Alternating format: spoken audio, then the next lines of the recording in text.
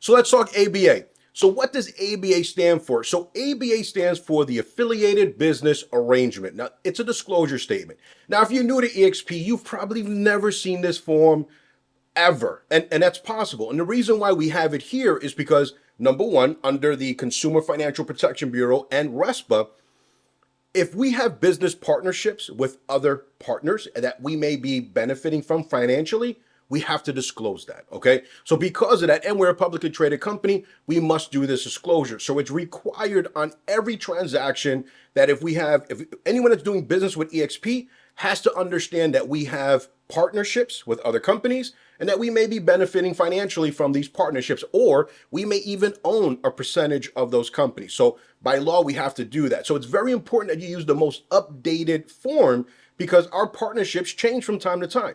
So you want to make sure that we're fully compliant, make sure you're using the updated form, because what you don't want is that your client is utilizing a company that we have a partnership with, that disclosure wasn't made, and now we have violations, okay? And these violations are hefty, hefty fines, and we don't want that, okay? So we're gonna do the ABA. Now, this is very, very simple, the ABA. I'm gonna show you how to fill it out. So the first thing we're gonna do is just put in the property address, type it in, type in the date, and then if you look underneath that, you'll see these are the partnerships that we have. So currently EXP has partnerships with the following companies. One's a lender, and then we have home warranty and so forth. So again, the consumer doesn't have to do business with these companies, but if they do, we're going to benefit somehow, and we have to disclose that.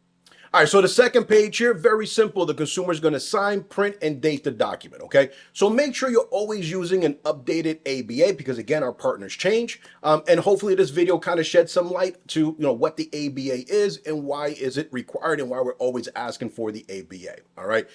Any questions, feel free to reach out. I hope you found this helpful, and until next time.